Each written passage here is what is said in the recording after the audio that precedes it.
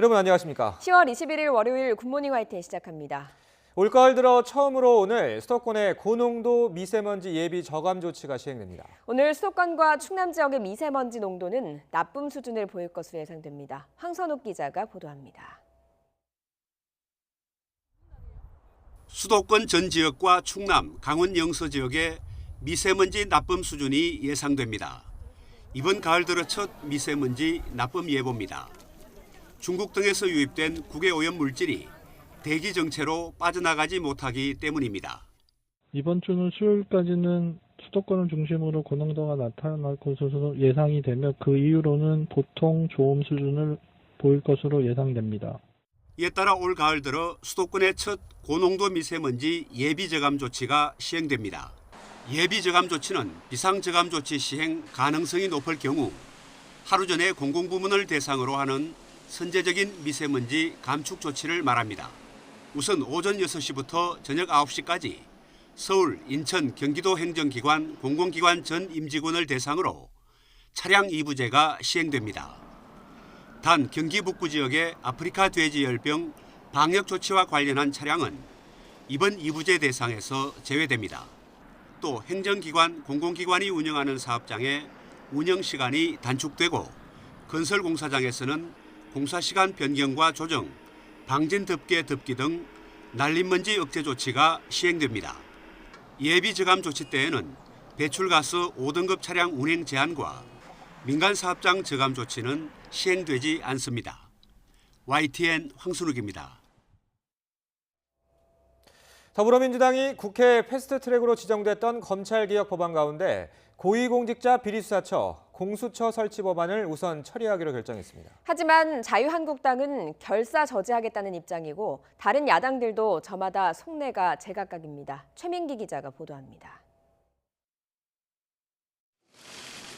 주말 검찰개혁을 촉구하는 대규모 촛불 집회가 열린 뒤 더불어민주당은 휴일에 검찰개혁을 위한 회의를 소집했습니다. 민주당 이인영 원내대표는 검찰개혁에 대한 국민 열망이 국회로 옮겨왔다며 검찰개혁 가운데 특히 공수처 설치를 우선에 처리하겠다고 강조했습니다. 공수처를 신설하는 것이 검찰개혁의 결정판이며 수사 지휘권을 폐지하는 것이 검경 수사권 조정의 핵심임을 분명히 했습니다. 오늘 수요일까지 3당 원내대표 간 회동이 잇따라 예정된 만큼 우선 한국당과도 논의하겠지만 협상이 잘 안 될 경우 다른 야 3당과의 공조를 통해 처리하겠다고 못 박았습니다. 이를 위해 공수처 내 기소심의위원회를 두기로 한 바른미래당 권은희 의원의 안을 적극 검토하겠다는 의사도 내비쳤습니다. 바른미래당은 권은희 의원 안으로 한다고 하면 가능하다는 쪽으로 생각을 하고 있습니다. 하지만 한국당은 공수처로 포장된 검찰개혁은 정권 비호를 위한 가짜개혁이라고 비판했습니다. 공수처 설치를 막기 위해 장외 집회를 이어갈 것이란 입장도 분명히 했습니다. 이건 개혁이 아니라 정치 꼼수이며 사법부 장악으로 견제와 균형이라는 삼권 분립의 민주주의 원칙을 훼손하는 정치 테러입니다. 이와 관련해 바른미래당 오신환 원내대표는 공수처 처리만 우선 논의하는 건 여야 사당 합의를 깨는 것이라며 선거법 합의 처리가 전제돼야만 논의가 가능하다고 선을 그었습니다. 정의당도 검찰개혁 취지엔 공감하지만 민주당이 독단으로 밀어붙여선 안 된다고 지적했고 민주평화당 역시 선거제 개혁안보다 공수처 법안을 먼저 처리하는 것에 반대 뜻을 밝혔습니다. YTN 최민기입니다. 국회 국정감사가 막바지로 접어든 가운데 오늘은 11개 상임위원회에서 주요 현안과 관련된 증인과 참고인을 불러 종합감사를 벌입니다.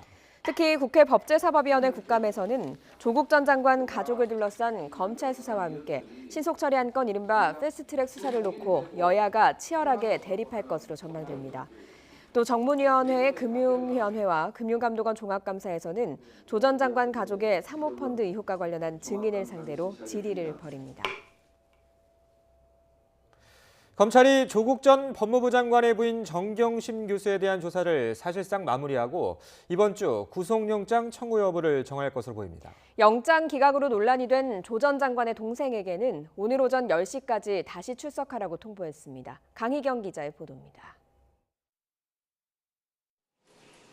검찰은 지난 17일 조국 전 법무부 장관 부인 정경심 교수를 다시 불러 조서 열람 절차를 마쳤습니다. 피의자 조사가 사실상 마무리 단계에 접어든 것으로 보입니다. 검찰은 이에 따라 이르면 이번 주 정 교수에 대한 구속영장 청구 여부 등 신병 처리를 결정할 것으로 보입니다.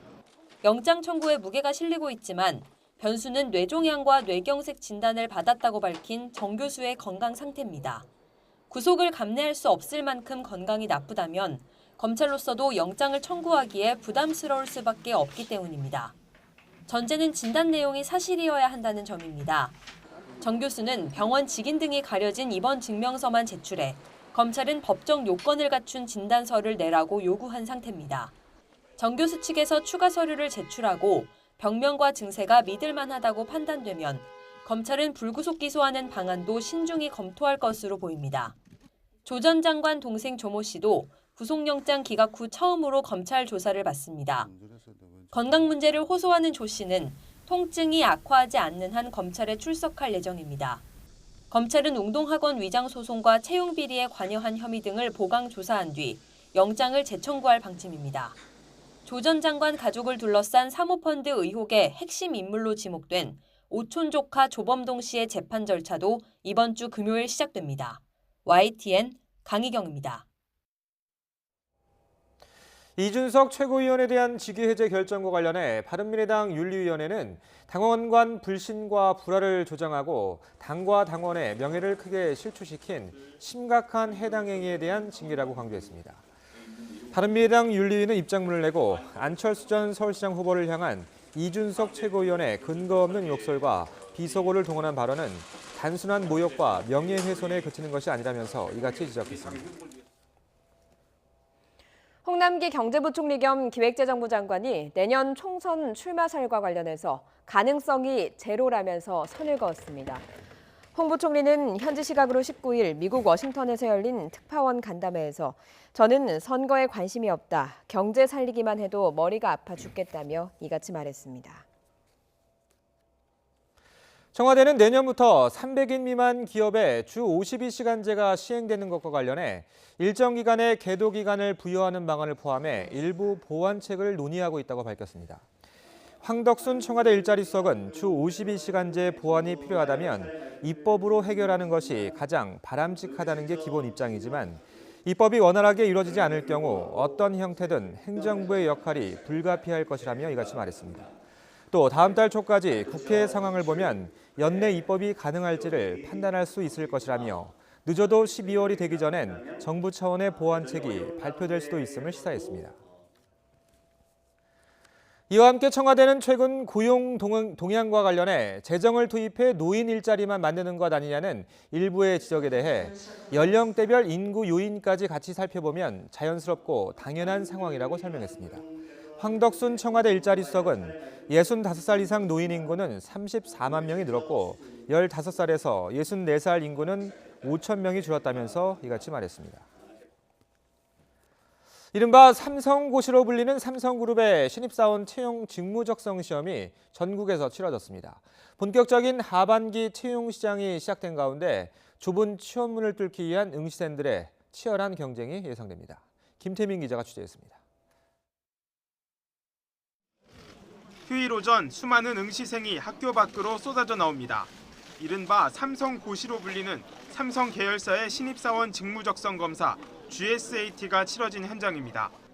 서울, 부산 등 전국 5개 도시와 미국 LA 등 해외 2개 도시에서 나란히 시험이 시행됐습니다. 수리 영역이 좀 많이 어려웠던 것 같고 다른 영역은 시판된 문제집보다는 조금 평이하게 나왔던 것 같아요. 전체 응시자의 20% 수준으로 알려진 합격자들은 또다시 계열사별 여러 단계 면접을 통과해야 합니다. 이처럼 삼성을 필두로 주요 기업들의 채용 시험이 잇따라 열리면서 하반기 취업 시장이 본격화하고 있습니다. 전날에는 금융권 공공기관 11곳과 은행들이 나란히 필기 시험을 보는 이른바 금융권 A매치가 열렸고 주말마다 주요 대기업들의 인적성 검사가 줄줄이 치러졌거나 치러질 예정입니다. 하지만 하반기 채용 시장 전망은 그리 밝지 않습니다. 대기업 3곳 가운데 한 곳은 올 하반기 신입사원을 채용하지 않기로 했고 필요한 인원을 그때그때 뽑는 수시 채용 비중은 지난해보다 2배 넘게 늘어나 채용 규모 자체가 크게 줄었기 때문입니다. 현대차 그룹을 대표적으로 이제 SK그룹도 그렇고 하나은행도 이제 빠르면 내년부터 기존의 공채가 아닌 신입사원도 좀 수시 채용 방식으로 기업의 어떤 경영 환경이 달라졌고 그에 따라서 이제 인재 채용 방식에도 변화를 두겠다. 은행권부터 주요 기업에도 속속 도입되고 있는 인공지능 AI 면접도 취준생들에겐 난관입니다. 대부분 올해 초부터 시작해 이전 사례가 없는 만큼 사전 준비도 까다로울 수밖에 없기 때문입니다. 규모는 줄고 채용 방식은 진화해가는 이중고 속에 취업준비생들의 하반기 취업 경쟁은 더욱 치열하게 이어질 전망입니다. YTN 김태민입니다. 한동안 잠잠했던 미세먼지가 다시 말썽입니다. 오늘과 내일 서울을 비롯한 수도권과 중서부 지역을 중심으로 미세먼지 농도가 나쁨 수준까지 오르겠습니다. 이에 따라 올가을 들어 처음으로 수도권에는 미세먼지 예비 저감 조치가 내려졌습니다. 나오실 때는 미세먼지 상황 확인하시고요. 미세먼지용 마스크도 챙기시기 바랍니다. 미세먼지 예비 저감 조치는 미세먼지 비상 저감 조치가 내려지기 하루 전날 선제적으로 공공기관을 부문으로 선제적으로 실시하는 미세먼지 감축 조치입니다. 이에 따라 공공기관 임직원들은 차량 이부제가 적용돼 차량 끝자리가 홀수인 차량만 운행이 가능하고요. 공공기관이 운영하는 사업장의 운영 시간이 단축되고 건설 공사장의 공사 시간 또한 변경됩니다. 현재 대기가 정체되면서 충남 지역을 중심으로 미세먼지 농도가 짙게 나타나고 있습니다. 오후부터는 중국과의 스모그가 유입되면서 수도권과 미세먼지 농도가 나쁨 수준까지 오르겠습니다. 설상, 가상, 황사까지 말썽입니다. 그제 몽골 남부와 중국 북부 지역에서 황사가 발원했는데요. 황사의 일부가 남하하면서 내일 오전에는 우리나라에 올 가을 첫 황사가 나타날 것으로 우려됩니다. 낮 동안 기온이 크게 올라 포근하겠습니다. 낮 기온 서울 25도, 대전 23도, 광주는 24도로 예년보다 2에서 6도가량 높겠습니다. 큰 일교차에 미세먼지까지 겹치면서 감기 등 호흡기 질환에 걸리기 쉽습니다. 개인 위생 관리를 철저히 해주시고요. 수분 섭취도 충분히 해주시기 바랍니다. 지금까지 상암동 야외 스튜디오에서 YTN 권혜인입니다. 내년부터 적용되는 주한미군 방위비 분담금을 두고 한미양국이 오는 23일과 24일 이틀간 하와이에서 협상을 벌입니다. 미국은 획기적인 인상을, 우리는 합리적인 규모를 주장하고 있어 협상이 쉽지는 않을 것으로 예상됩니다. 왕선택 통일외교 전문기자의 보도입니다. 주한미군 방위비 분담금 협상은 하와이 시각으로 22일부터 24일, 우리 시각으로는 23일과 24일 열릴 예정입니다. 이번 협상 쟁점은 분담금 총액 규모로 협상 초기부터 방위비 분담금 근거 규정이나 기준점을 놓고 날선 공방이 벌어질 것으로 예상됩니다. 우리 정부는 주한미군 주둔 경비 가운데 시설비와 장소 비용 약 2조 원 중에서 우리 정부가 이미 절반 정도를 부담하고 있다는 논리에서 출발하고 있습니다. 앞으로 합리적이고 공정한 방향으로 방위비 분담 문제를 협의해 나가기로 하였다고 말씀드린 적이 있었던 기억입니다. 미국 정부는 트럼프 대통령 지침에 따라 주한미군 관련 경비를 모두 합한 6조 원이 협상 출발점이 돼야 한다는 논리를 새롭게 제기할 것으로 관측됩니다. 이에 대해 우리 정부는 소파, 즉 주한미군 주둔군 지휘협정에 따라 시설비와 장소 비용에 국한해야 한다는 점을 강조할 것으로 예상됩니다.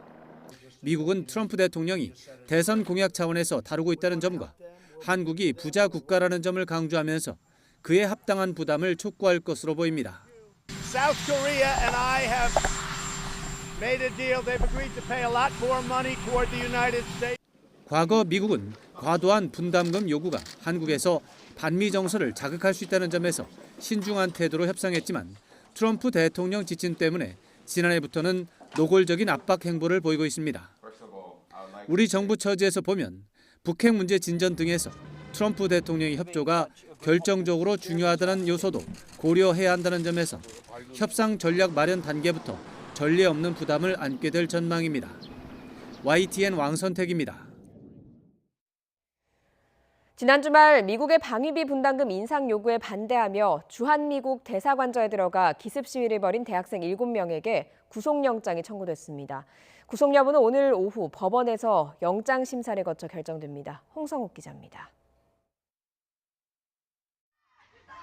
지난 18일 주한 미국 대사관저에 들어가 기습 시위를 벌인 대학생 진보연합 회원. 19명이 현장에서 체포됐고 이 가운데 9명이 구금됐습니다. 경찰은 이들에 대해 공동 주거 침입과 공무집행 방해 등의 혐의로 구속영장을 신청했습니다. 검찰은 하지만 이 가운데 7명의 구속영장을 청구했습니다. 남은 2명의 영장은 반려하면서 이유는 밝히지 않았습니다. 영장이 청구된 대학생들의 구속 여부는 법원에서 심사를 거쳐 가려집니다. 기습 시위를 벌인 대학생 진보연합은 기자회견을 열고 학생들을 모두 석방하라고 요구했습니다. 이어 자신들은 미국의 무리한 방위비 분담금 인상 요구에 항의 방문을 한 것이라고 주장했습니다. 또 경찰이 폭력적으로 시위 진압을 하고 정당한 요구를 한 학생들에게 영장을 신청했다고 비난했습니다. 이제 경찰이 국민들의 입장 그리고 이런 방위비 분담금 증액에 대한 내용은 전혀 고려하지 않고 해리스 대사라든가 미국 국무부라든가 이런 데서 계속 좀 발언들을 하고 있잖아요. 그거에 맞춰가지고 지금 행동한다는 것이 과연 어느 나라의 경찰인가. 이번 사건을 계기로 경찰은 미 대사관저의 경비를 대폭 강화했습니다. 기존 의경 2개 소대에서 경찰관 1개 중대를 추가 배치하고 미 대사관 측과 언제든 연락이 가능한 핫라인을 구축하기로 했습니다. YTN 홍서욱입니다. 내일로 예정된 일본 나루히토 일왕 즉위 선포 행사에 전 세계 170여 개국 대표단이 참석할 것으로 예상됩니다. 일본 정부는 시리아를 제외한 전 세계 194개국에 초청장을 보냈으며 이 가운데 현재 174개국이 초청에 응하기로 했다고 밝혔습니다. 이번 행사는 내일 오후 1시부터 일왕의 거처인 고쿄 궁전 영빈관에서 약 30분간 진행되며 일본 정부와 각계 인사, 외국 원수와 축하 사절 등 모두 2천여 명이 참석할 것으로 알려졌습니다. 위안부 모독 논란에 휩싸인 유니클로의 TV 광고를 근로정신 할머니가 직접 나와서 패러디한 영상이 주목받고 있습니다. 논란에 반발하던 유니클로는 결국 이 광고를 전면 중단하기로 했습니다. 김선희 기자입니다. 제 나이 때는 얼마나 힘드셨어요? 그 끔찍한 고통은 영원히 잊을 수 없어. 근로정신대 피해자 양금덕 할머니가 한 대학생과 만든 패러디 영상입니다. 일본 의류 브랜드 유니클로가 TV 광고로 논란을 일으켰던 이 장면을 패러디한 것입니다. How did you used to dress when you were my age? I can't remember that far back. 유니클로의 광고는 13살 디자이너와 98살 패션 컬렉터가 대화하는 과정에서 80년 전을 어떻게 기억하느냐는 자막을 넣으며 위안부를 모독했다는 비판을 받았습니다. 양금덕 할머니는 기억하는 걸 좋아한다는 말로 유니클로와 일본 정부를 정면으로 비판했습니다. 와, 할머니, 그 문구 완전 좋은데요? 난 상기시켜주는 걸 좋아하거든. 우리나라가 앞으로는 절대 그런 비겁한 일이 없도록 학생들이 열심히 공부해서 일본 사람한테 노예를 안 당하게 해나가기를 부탁한다고. 패러디 영상을 만든 대학생 윤동현 씨는 일본이 조금이라도 반성하는 마음을 가졌으면 하는 바람에서 만들게 됐다고 말했습니다. 그런 의도가 없었다라는 식으로 책임 회피를 해서 그런 태도가 잘못되었다고 생각하고 그런 점을 비판하기 위해서 역지사지의 관점으로 한번 봐달라. 이런 가운데 유니클로는 위안부 모독 의혹이 불거진 새 광고를 전면 중단했습니다.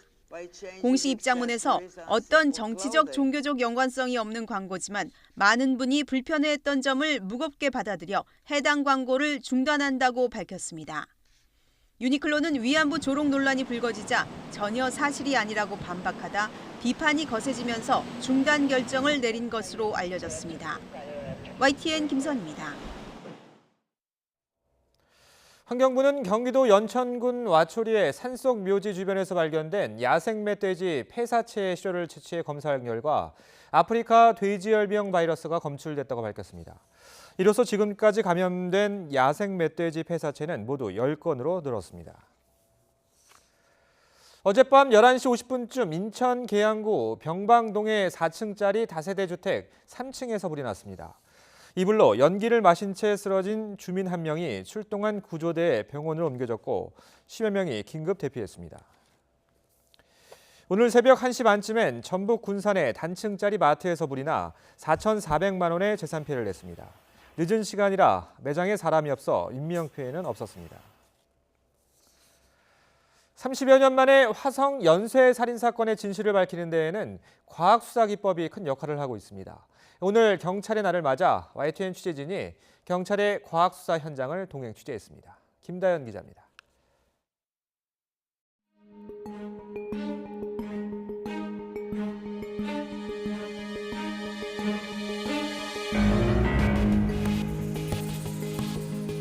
서울 한 아파트에 누군가 침입했습니다. 목격자도 없는 상황.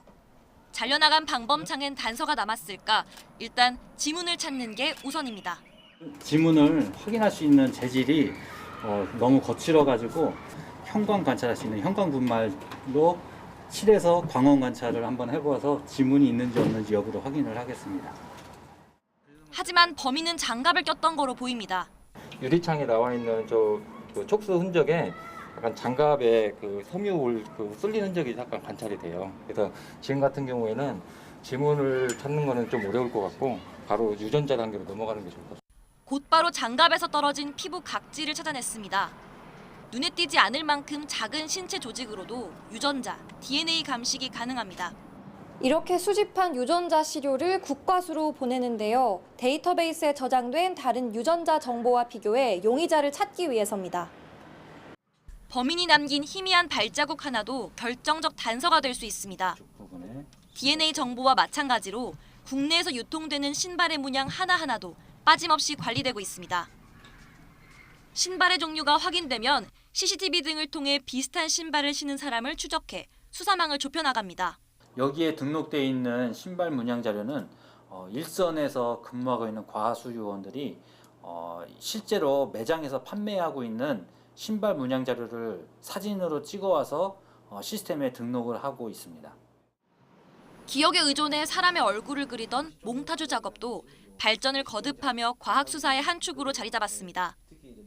과거보다 덜 중요해지긴 했지만 장기 실종자 수사엔 여전히 유용합니다. 30여 년 전에 실종된 아이가 어떻게 변했을지 가족 사진을 이용해 중년의 몽타주를 그려봤습니다. 42세로 이제 변화시켜 볼게요. 네. 빛바랜 흑백 사진 속 모습도 장기간 축적한 자료와 컴퓨터 기술을 활용하면 10여 개의 정교한 몽타주로 탄생합니다.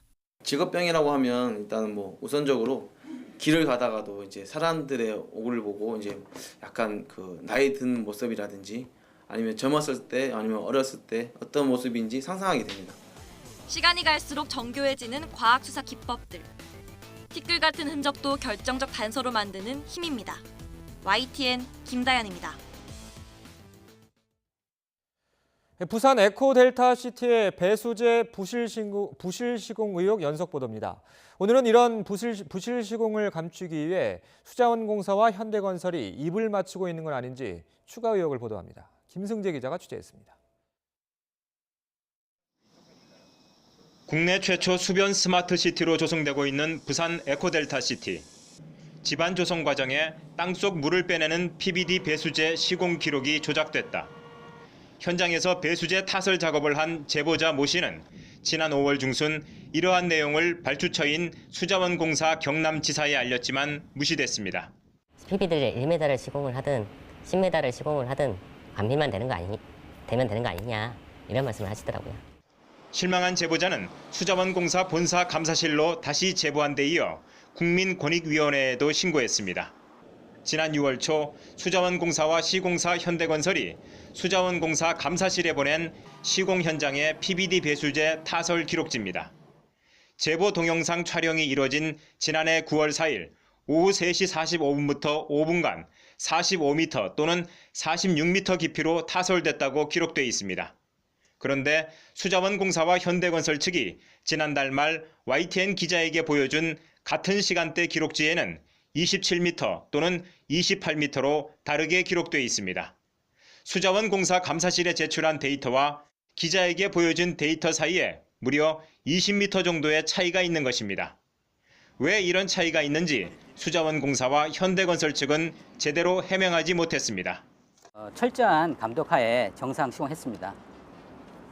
제보자 주장은 사실과 다르다. 이뿐만이 아닙니다.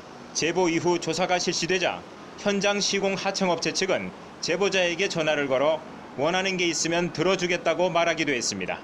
원하는 게 혹시 있는가 싶어서 한번 제가 연락을 해봤거든요. 아니요, 그런 건 없는데요. 그런 건 없으니까 혹시 또 원하는 게 있으면 또 중간에 저희들이 또 뭐 해결할 수 있는 부분이 있지 않을까 싶어서.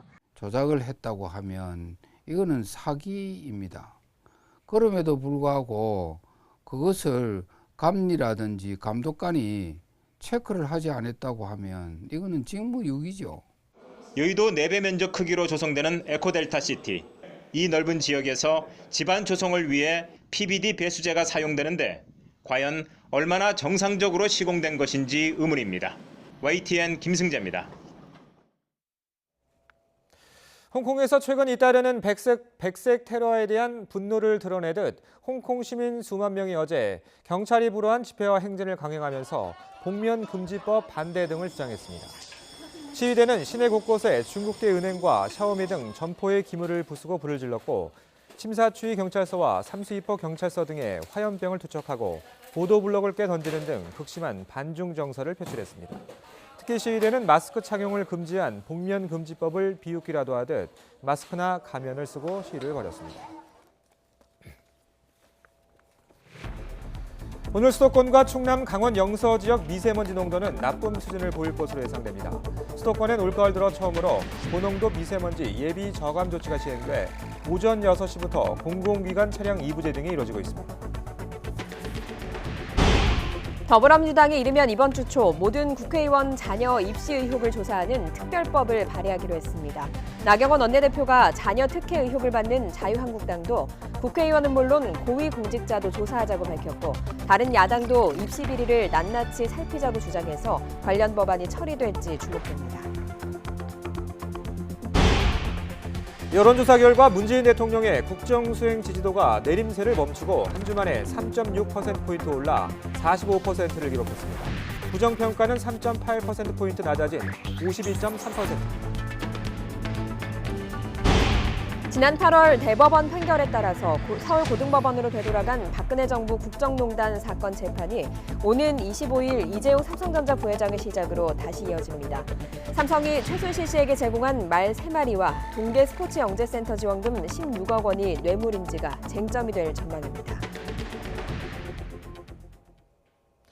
오늘 수도권과 충남 지역에 고농도 미세먼지가 짙게 나타나겠습니다. 내일은 올가을 첫 황사가 나타날 가능성도 있다고 하는데요. 기상센터 연결해서 자세히 알아보겠습니다. 박현식 캐스터. 네, 기상센터입니다. 네, 출근길에 이제 마스크를 다시 챙겨 나가야겠군요. 네, 오늘 서울 등 중서부 지역에 계신 분들은 마스크 꼭 챙겨 나오시기 바랍니다. 대기 정체의 늦은 오후에는 중국발 스모그가 추가로 유입될 것으로 보이는데요. 수도권과 충남의 초미세먼지 농도 나쁨 수준 예상됩니다. 설상가상으로 그제 중국 북부 지역에서는 황사도 발원했습니다.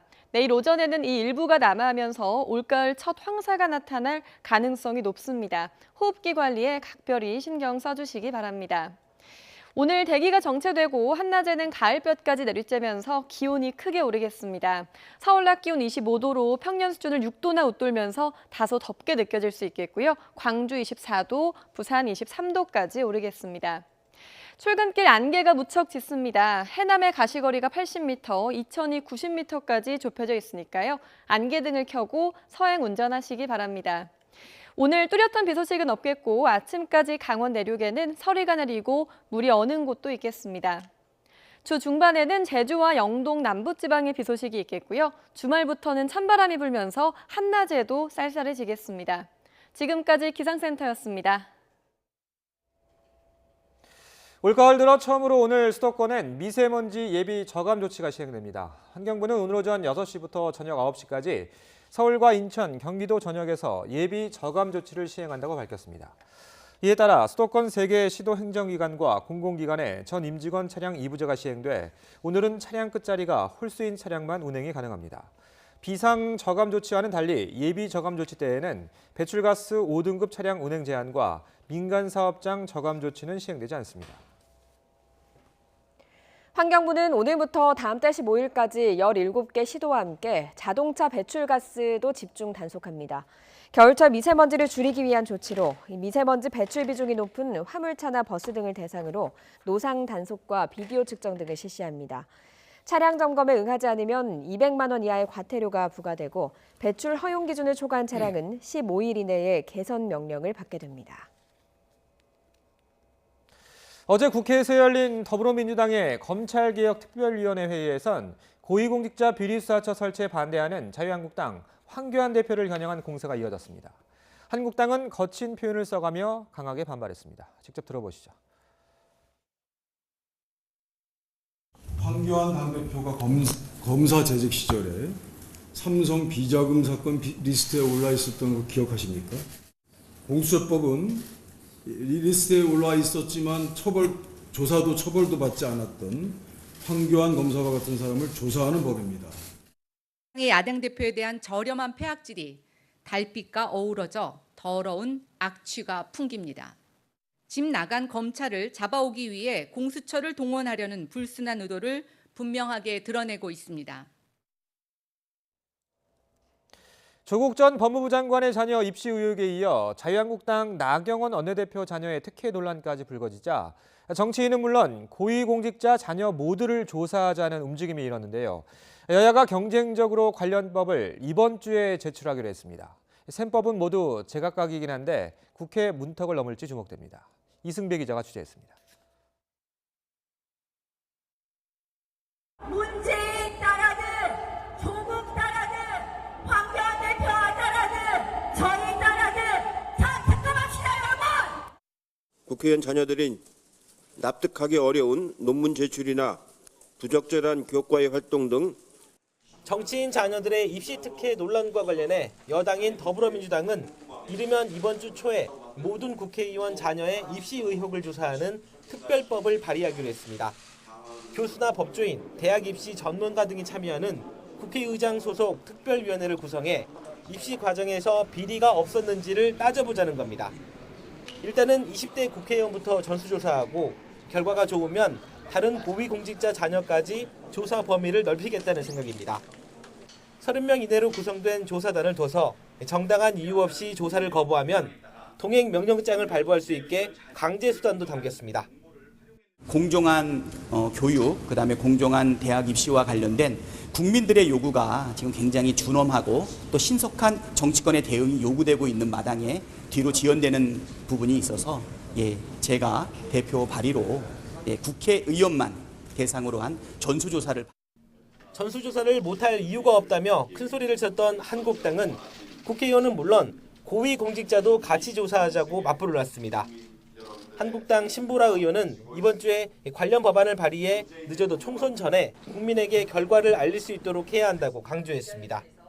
선거가 얼마 남지 않았는데 1년 이렇게 조사 기간을 갖게 되면 사실상 이걸 지금 당장 처리하는 것조차도 뭔가 미루려고 하는 거 아닌가라는 좀 생각이 들어서 빨리 합의 처리를 하는 걸 전제로 6개월간에 빠르게 우선 조사 기간을 가져서 여기다 바른미래당과 정의당 역시 특별위원회를 만들어 국회의원의 자녀 입시 비리를 낱낱이 살피자고 주장한 만큼 관련 법안이 국회 문턱을 넘을 수 있을지 주목됩니다. YTN 이승배입니다. 검찰이 조국 전 법무부 장관의 부인 정경심 교수에 대한 조사를 사실상 마무리하고 구속영장 청구 여부 등 신병 처리 방향을 고심하고 있습니다. 서울중앙지방검찰청은 지난 16일 6번째 소환 조사를 끝으로 정 교수에 대한 피의자 신문을 모두 마친 것으로 알려졌습니다.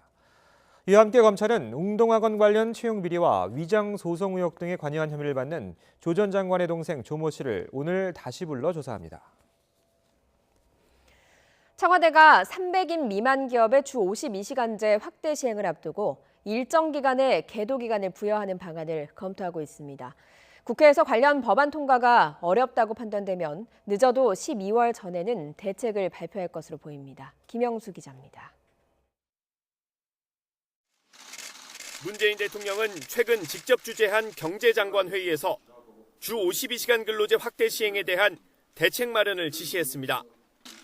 탄력근로제의 입법 논의가 진전이 없는 상황에서 정부가 넋놓고 지켜보지만 말고 만약에 사태에 대비하라는 주문입니다. 이달 초 있었던 경제단체장 간담회에서 나온 재계의 우려가 고스란히 전달된 것으로 보입니다. 이와 관련해 황덕순 청와대 일자리 수석은 여전히 입법을 통한 해결이 원칙이고 정도라면서도 입법이 원활하게 이뤄지지 않을 경우 어떤 형태로든 행정부 차원의 보완 방안이 불가피하다고 밝혔습니다. 여야가 극한으로 대치하고 있는 만큼 연내 입법이 불가능할 수도 있다는 우려 때문입니다. 구체적인 대책도 언급했습니다. 황 수석은 300인 이상의 대기업에도 일정 기간 계도 기간을 뒀었다며 구체적인 보완 방안을 준비하고 있다고 말했습니다. 300인 미만 기업의 경우 대기업보다 환경이 더 열악한 데다 특히 교대 근무를 하는 기업은 단기간에 생산 방식을 바꾸기 어렵다는 설명입니다. 청와대는 늦어도 12월 이전에는 판단을 내릴 수 있을 거라며 사실상 시한도 제시했습니다. 황 수석은 대책이 너무 늦어질 경우에는 기업의 입장에서 불확실성이 길어지는 거라면서 다음 달 초까지 국회의 논의 상황을 보면 연내 입법 여부를 어느 정도 가늠할 수 있을 것 같다고 강조했습니다. 다만 국회 상황이 급변하는 데다 정부의 대책 발표가 입법 논의에 악영향을 미칠 가능성도 있다고 보고 당분간 국회 논의 과정을 지켜본 뒤 최종 판단을 하기로 했습니다. YTN 김영수입니다. 문재인 대통령이 오늘 청와대로 주요 종교 지도자들을 불러 간담회를 엽니다. 오늘 간담회에는 주요 종단의 지도자들이 참석할 예정입니다. 오늘 간담회에서 문 대통령은 조국 정국을 거치며 진보와 보수 진영 간 갈등이 격해지고 있는 상황에서 국민 통합을 위해 종교계가 역할을 해달라고 강조할 것으로 전망됩니다. 문재인 대통령의 국정수행 지지도가 내림세를 멈추고 반등하면서 40% 중반대로 올라섰습니다. YTN이 여론조사 기관 리얼미터 의뢰에 조사한 10월 3주차 주간 집계 결과 문 대통령의 지지율은 한 주 만에 3.6%포인트 올라 45%를 기록했습니다. 반면 국정 수행을 잘 못하고 있다는 부정평가는 3.8%포인트 내린 52.3%로 긍정평가와 격차가 다시 한 자릿대로 좁혀졌습니다. 문 대통령의 지지도는 조국 법무부 장관 사퇴 이후 주 중반까지 큰 폭으로 올랐지만 주 후반 남북축구 무관중 경기와 알릴레오 방송 출연자 성희롱 발언 논란으로 소폭 하락했습니다.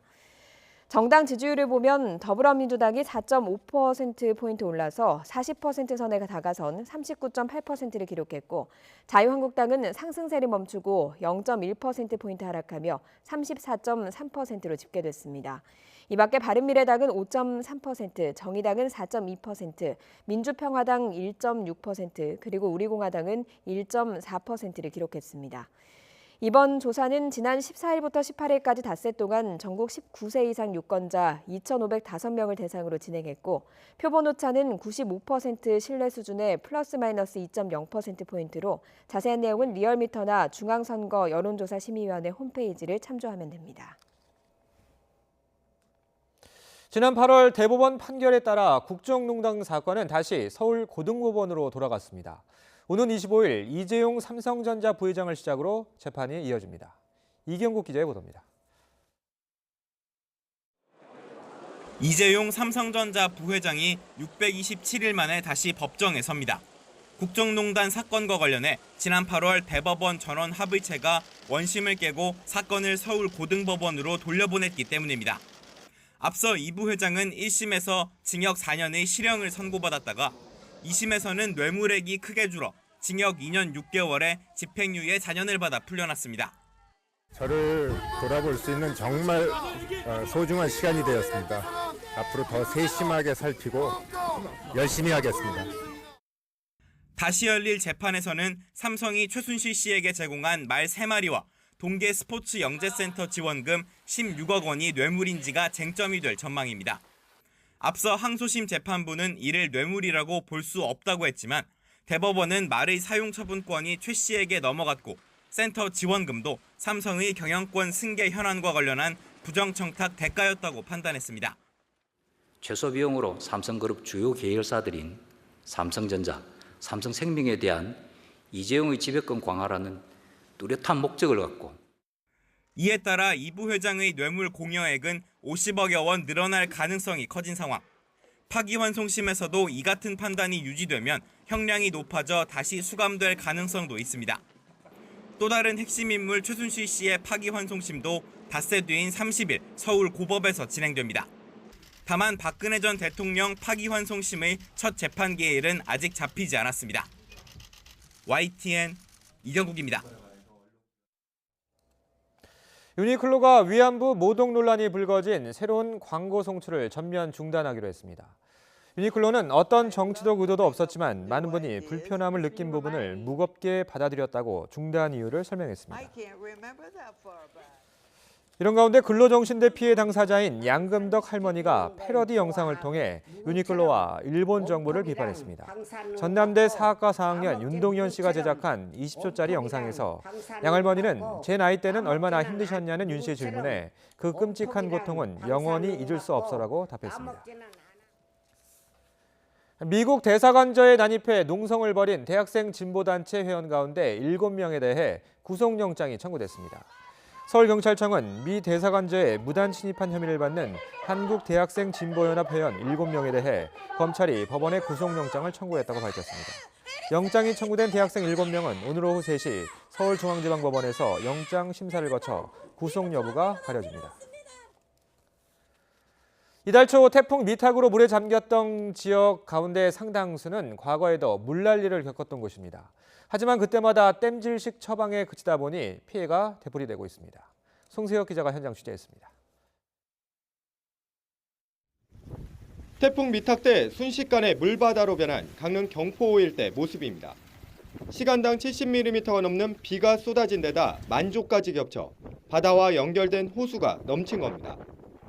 지대가 낮다 보니 이런 일이 되풀이되고 있지만 방제 대책은 허술했습니다. 강릉시는 범람을 막기 위해 넉 달 전 1억 7천만 원을 들여 호수가 200m 구간에 이 물막이 벽을 설치했지만 무용지물이었습니다. 오히려 나중에 물이 빠지지 않아서 군데군데 이렇게 일부러 부수기까지 했습니다. 복구가 한창이지만 주민들은 언제 또 침수될지 불안하기만 합니다. 하늘만 믿어야지. 비가 안 오길 바라야죠. 이 마을 역시 2년 연속 태풍으로 하천이 넘치면서 주택 수십 채가 물에 잠겼습니다. 주민들은 다리 기둥에 걸린 나무들이 물길을 막는 바람에 범람했다고 주장합니다. 지난해 태풍 피해 이후 빗물관을 새로 설치하고 제방을 보강했지만 소용이 없었습니다. 이게 또 되는지 알고 했는데 이게 잘못했다고 봐야죠. 이게 돈만 이제 한 3억인가 들었다고. 방제 전문가들은 땜질식 처방보다 지역 특성에 맞는 맞춤형 대책이 시급하다고 조언합니다. 수환경 방제 대책, 수환경이라면 수량 수질 다 포함되죠. 네. 그런 마스터 플랜을 좀 만드는 게 어떻겠냐 그런 생각입니다. 이상 기후로 국지성 호우는 앞으로도 잦을 전망입니다. 항구적인 대책이 마련되지 않으면 큰 비가 내릴 때마다 또다시 물난리를 겪을 수밖에 없습니다. YTN 송세혁입니다. 교육부가 주요 대학들로부터 최근 입시 자료를 건네받아서 분석 작업에 들어갔습니다.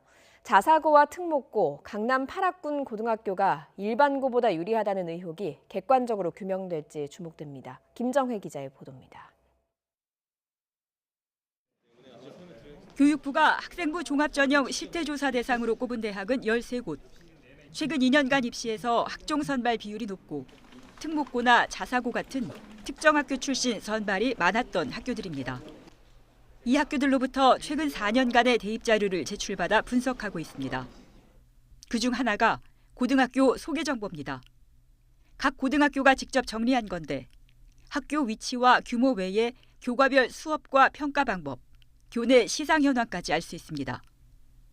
교육부는 대학들이 이 정보를 고교 등급제 근거로 이용하지 않았는지 확인할 방침입니다. 고교 등급제는 고등학교의 설립 유형이나 소재지, 과거 입시 성적 등으로 학교에 일종의 등급을 매겨 학생을 평가하는 걸 말합니다. 본고사, 기여 입학제와 함께 1999년부터 금지됐지만 일부 대학에서 대입 전형에 활용한다는 의혹이 제기돼 왔습니다. 이 밖에 교육부는 전형 단계별 평가 계획, 평가 항목별 평가 결과, 평가위원별 평가 점수, 전형별 지원자와 합격자 현황, 최종 등록자 학교생활 기록부도 보는 중입니다. 내신 등급이 더 높은 일반고 학생이 면접에서 자사고, 특목고생에 밀려 탈락했다면 합당한 근거가 있었는지, 또 일반고 출신 합격생이 강남 등 특정 지역에 쏠려 있지는 않은지 전반적인 경향을 확인하기 위해서입니다. 교육부는 인맥을 통한 입시 부정 여부도 조사하고 입시 부정 행위 정황이 보인 대학은 특감까지 벌일 계획입니다. 조사를 통한 학종 개편안은 다음 달 발표될 예정입니다. 하지만 자사고 특목고 출신의 합격률이 높다는 수치만 확인될 뿐 고교 등급제라는 명확한 증거까지 잡아내긴 쉽지 않을 거라는 관측도 있습니다. YTN 김정희입니다. 세입자 가운데 40%가 집이 경매에 넘어갈 때 전세금을 제대로 돌려받지 못한 것으로 나타났습니다. 그중 10%는 아예 한 푼도 받지 못했습니다. 박병한 기자가 보도합니다. 주인집이 경매에 넘어가면 세입자 10명 중 4명은 전세 보전금을 제대로 돌려받지 못하는 것으로 나타났습니다. 특히 세입자 10명 가운데 1명은 전세금을 아예 한 푼도 돌려받지 못한 것으로 나타났습니다. 국회 국토교통위원회 박홍근 의원이 대법원 경매 현황을 분석한 결과 2015년부터 올해 8월까지 세입자가 있는 상태에서 경매에 넘겨진 27,930가구에서 40.7%인 11,363가구가 전세금을 돌려받지 못한 것으로 나타났습니다. 세입자들이 돌려받지 못한 전세금은 평균 3,230만 원 정도입니다. 특히 주택임대차보호법상 소액 임차인 최우선 변제금조차 보전받지 못하고 전세보전금 전액을 떼인 경우도 11.4%인 3,178가구에 달했습니다. 전세보전금을 한 푼도 돌려받지 못한 세입자 중 61.7%는 아파트가 아닌 단독주택이나 다가구 거주자였던 것으로 나타났습니다. 아파트보다는 다세대 다가구 주택이 전세금 비율이 높기 때문에 전세금을 떼이지 않기 위해서는 집값 대비 전세금이 70% 이내가 가장 안전합니다. 현재 세입자가 전세 계약 체결에 앞서 집주인의 국세 체납액을 확인하려면 집주인의 서명과 신분증 사본을 받아 세무서를 직접 방문해야 하는데 세입자가 집주인에게 이런 요구를 하기가 어려운 것이 현실입니다. 또 집주인의 체납 정보나 권리 관계를 세입자에게 제공하도록 의무로 규정하고 거짓 내용을 제공한 사업자에 대한 제재를 강화해야 한다는 주장이 제기되고 있습니다. YTN 박병환입니다. 요즘 유독 머리카락이 많이 빠진다 싶은 분들 많으시죠? 가을엔 아무리 관리를 잘해도 머리카락이 많이 빠집니다. 어떻게 관리하면 될까요? 최소라 기자가 전해드립니다. 3년 전부터 탈모가 시작된 30대 김모 씨. 한동안 약을 먹어 증상이 나아졌지만 요즘 다시 고민이 깊어졌습니다. 제 머리가 좀 많이 빠져서 하수구라든지 이제 배수가 좀 많이 막히는 것 같아가지고 좀 여름 때보다는 조금 더 많이 빠지는 것 같아서. 건조하고 일교차가 큰 가을에는 두피에 쌓인 각질이 모낭세포 활동을 방해해 탈모가 심해질 수 있습니다. 여기에 호르몬도 촉매 역할을 합니다. 가을철에는 여름철에 비해 일조량이 일시적으로 줄어들어서 남성 호르몬인 테스토스테론의 분비가 증가합니다. 이 테스토스테론이 인체 내 효소에 의해서 디하이드로 테스토스테론으로 전환이 되게 되면 모발의 생장을 억제시키는 효과가 있습니다. 여름에 두피 관리를 소홀히 한 결과가 가을철 뒤늦게 나타나기도 합니다. 여름에 자외선 노출로 두피가 손상됐거나 두피염이나 모낭염을 앓았다면 가을 탈모가 심해집니다.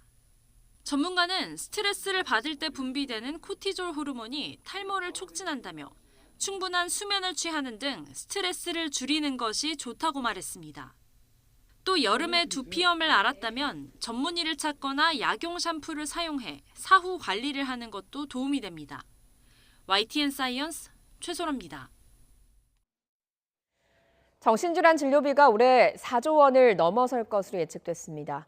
국회 보건복지위원회 소속 더불어민주당 기동민 의원이 국민건강보험공단에서 받은 자료를 보면 정신질환 진료비는 2015년 2조 9천여억 원에서 2018년 3조 9천여억 원으로 매년 증가 추세입니다. 황기와 지치라는 약용식물은 한약 재료로 많이 쓰이고 있는데요. 이 약용식물들이 지방 간에 탁월한 효과가 있는 것으로 입증됐습니다. 김동우 기자가 보도합니다. 야산에서 흔히 볼 수 있는 다년생 식물인 황기와 지치입니다. 한방에서 주로 살균과 항암 작용이 있어 뿌리가 약재로 쓰이고 있습니다. 황기와 지치로 만든 복합물이 최근 비알코올성 지방간 억제 작용에 효과가 있는 것으로 확인됐습니다. 동물 실험 수준에서 저희가 이제 간 건강에 효과가 있다라는 걸 저희가 입증을 했고요. 이러한 결과들을 토대로 인체 적용 시험을 지금 진행할 예정에 있습니다. 6주간 복합물을 실험쥐에 투여한 결과 조직 무게는 33% 줄었고 간 지방증도 억제했습니다. 간 손상 관련 효소 수치도 최고 60%가 넘게 감소했으며 중성 지방과 나쁜 콜레스테롤도 절반 정도 줄였습니다. 황기와 지치 복합물이 약용 효과를 인정받으면서 재배 농가들의 소득 증가로 이어질 전망입니다. 좋은 쪽으로 많이 나가면은 농가는 당연히 이득이 오죠. 많이 팔리니까. 그러면 또 재배도 좀 더 할 수 있고 그런 면에서 황기 농가한테는 상당히 효과적이지 않겠느냐는 생각을 합니다. 농촌진흥청은 황기 지치 복합물에 대한 특허를 출원하고 건강기능식품과 천연물 의약품 소재 개발에 활용할 계획입니다. YTN 김동우입니다. 지하철 요금 인상으로 촉발된 칠레 산티아고 시민들의 시위가 격화하는 과정에서 3명의 사망자가 발생했습니다. 비상사태 선포 이후에도 계속된 시위로 도시가 극심한 혼란 속에 빠지자 칠레 정부는 지하철 요금 인상을 취소하기로 하고 야간 통행 금지령을 내렸습니다. 최근 싸이월드가 접속 불통 사태를 겪으면서 추억이 담긴 사진 등을 잃게 될까 걱정하신 분들이 많았는데요. 이 온라인 서비스가 아닌 집에 있는 PC에 저장해 놓은 사진 등은 안전한 걸까요? 기정훈 기자가 취재했습니다. 흔히 디지털 데이터는 아날로그보다 안전하다고 생각하기 쉽습니다. 그러나 디지털 정보는 100% 동일한 내용을 쉽게 무한 복제할 수 있는 장점이 있지만 더 안전하다고 말하기는 어렵습니다. 예를 들어 인화된 사진은 때가 묻거나 일부가 훼손돼도 내용은 알아볼 수 있지만 디지털 사진 파일은 데이터 일부만 손상돼도 사진 전체가 사라질 수 있습니다. 때문에 디지털 정보는 보관 장소가 특히 중요합니다. 디지털 저장 장치는 크게 3가지. 먼저 자력을 이용한 자기 기록 장치입니다.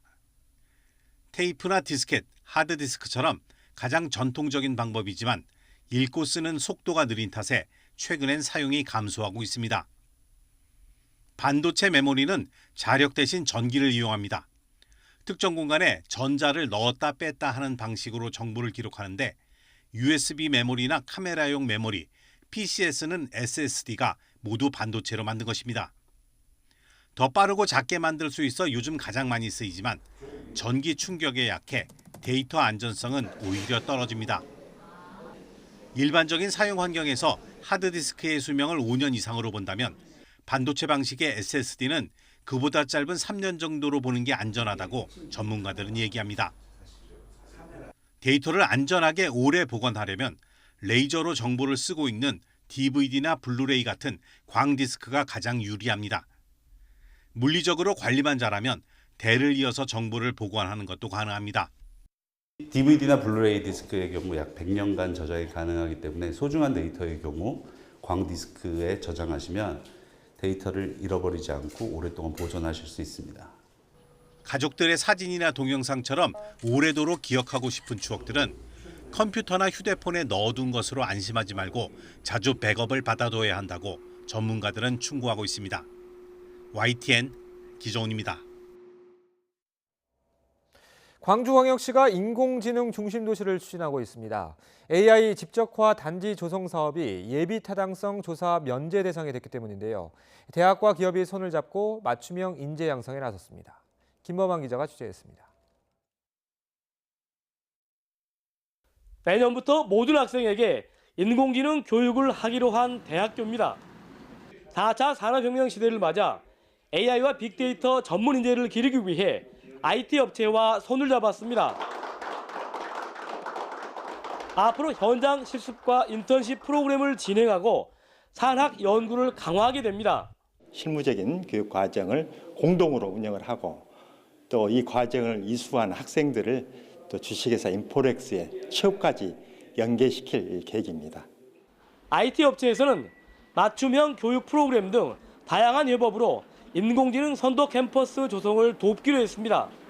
4차 산업혁명 시대에 있어서 고부가치 산업을 창출하기 위해서 어떤 회사보다 더 열심히 지역대학과 연계를 통해서 열심히 하도록 노력하도록 하겠습니다. 이미 광주광역시는 인공지능 집적화단지 조성 사업이 예비 타당성 조사에서 면제돼 AI 중심 도시로의 도약을 꿈꾸고 있습니다. 4천억 원이 투자되는 사업을 내실 있게 추진하기 위해 여러 분야의 전문가들이 참가한 위원회도 출범했습니다. 우리가 일본을 앞서고 강조와 글로벌 선도도시가 되고 대한민국이 도약할 수 있는 저는 이 시점의 유일한 돌파구가 4차 산업혁명이다 이렇게 보는 것이죠. 오는 23일 광주에서는 공론의 장을 통해 다양한 의견을 모으기 위해 제1회 대한민국 AI 클러스터 포럼도 열릴 예정입니다. YTN 김범환입니다. 엄마, 이가탄. 친구야. 아버님, 이가탄. 많은 분들이 이가탄을 복용하고 계십니다. 잇몸병엔 이가탄. 효과도 만족도 역시 이가탄입니다. 아시죠? 이가탄. 저희에게 모든 고객님은 특별하지만 특수한 고객도 계십니다.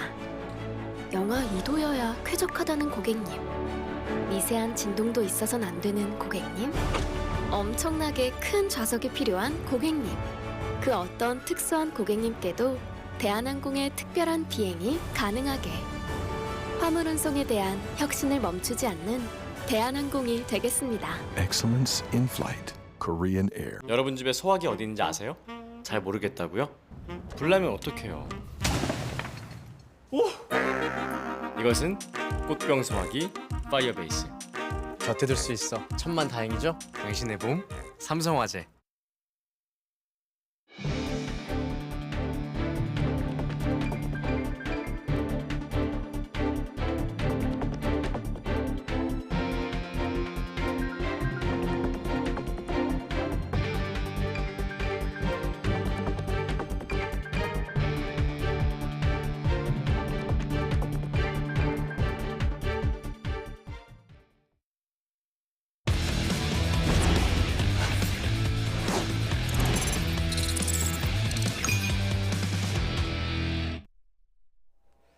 평양 원정 뒤 프랑스 소속팀에 복귀한 황의조가 후반 교체 투입돼 활약했지만 아쉽게 득점에 실패했습니다.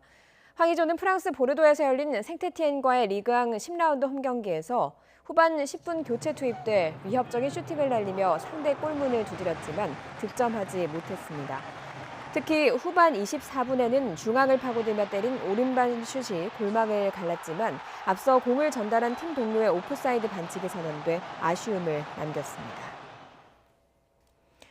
파이널 라운드에 돌입한 K리그에서 울산과 전북이 나란히 승리하면서 치열한 선두 싸움을 이어갔습니다. 후반에만 3골을 몰아친 강원은 서울에 역전승을 거뒀습니다. 프로축구 소식 최도희 기자가 정리했습니다. 초반부터 문선민의 움직임은 위협적이었습니다. 전반 2분 날카로운 유효 슈팅을 만들어낸 문선민은 이후 전반 13분엔 로페즈의 선제골을 도왔습니다.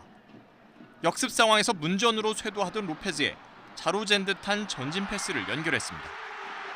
후반전엔 자신이 직접 해결사로 나섰습니다. 멋진 드리블로 포항 수비진을 돌파한 뒤 의문 구석을 노린 오른발 슈팅으로 마무리까지 책임졌습니다. 한 골에 도움 1개를 추가한 문선민은 시즌 10골 10도움 고지에 오르며 전북 이적 뒤에도 가치를 증명했습니다. 좀 더 팀 동료들이 이렇게 한 발짝 더 뛰어줘가지고 저한테 기회가 많이 나왔던 것 같아요.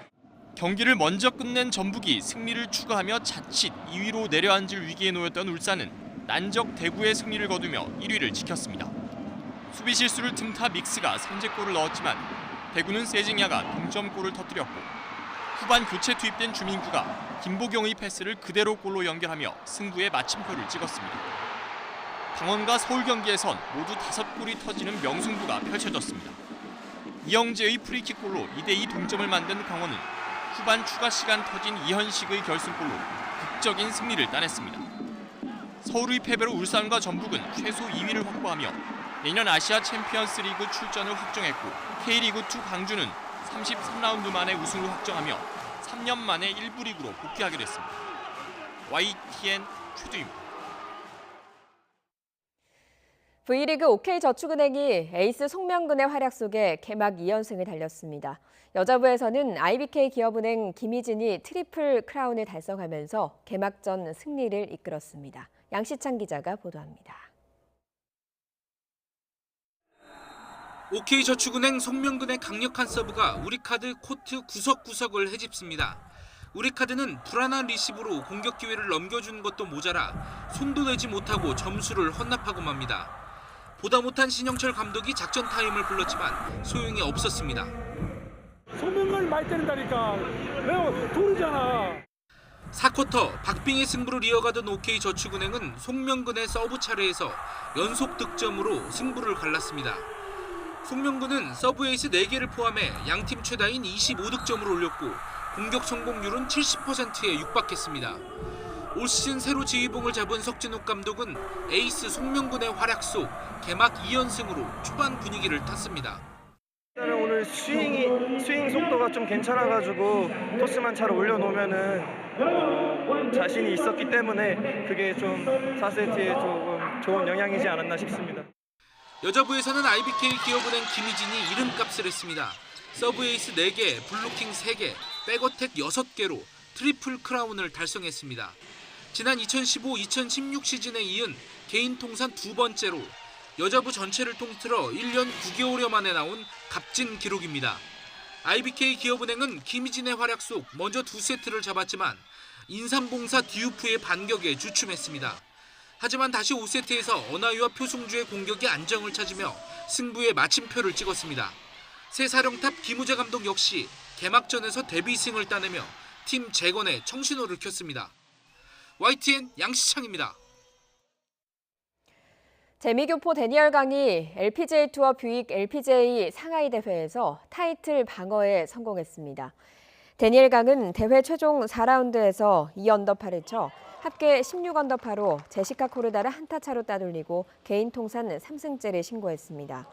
김세영은 3타차 단독 6위에 올랐고 세계 랭킹 1위 고진영은 9언더파 공동 9위로 대회를 마쳤습니다. 잠잠했던 미세먼지가 다시 찾아왔습니다. 오늘 대기 정체에 늦은 오후부터는 중국발 스모그가 추가로 유입되면서 수도권과 충남의 미세먼지 농도가 높게 치솟겠습니다. 설상가상으로 그제 중국 북부 지역에서 황사도 발원했는데요. 내일 오전에는 서쪽 지방을 중심으로 올가을 첫 황사가 나타날 가능성도 높겠습니다. 이에 따라 오늘 수도권에는 미세먼지 예비 저감 조치가 내려졌습니다. 예비 저감 조치는 비상 저감 조치가 내려지기 하루 전날 공공부문에 내려지는 선제 조치인데요. 오늘 공공기관 임직원들은 차량 2부제가 적용돼 홀수 차량만 운행이 가능합니다. 대기가 계속 정체되고 한낮에 가을볕이 내리쬐면서 한낮에 다소 덥게도 느껴지겠습니다. 서울 낮 기온 25도로 평년 수준을 6도나 웃돌겠고요. 광주 24도, 부산 23도까지 올라서 일교차가 크겠습니다.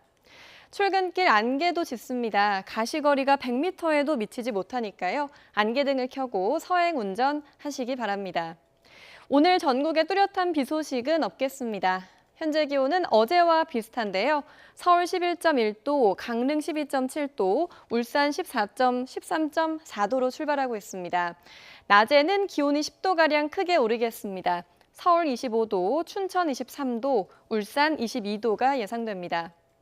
주 중반까지 영동과 남부지방 곳곳에 비가 오겠고요. 주말에는 한낮에도 부쩍 쌀쌀해질 전망입니다. 지금까지 날씨 정보였습니다. 굿모닝 YTN 2부 잠시 후에 이어집니다.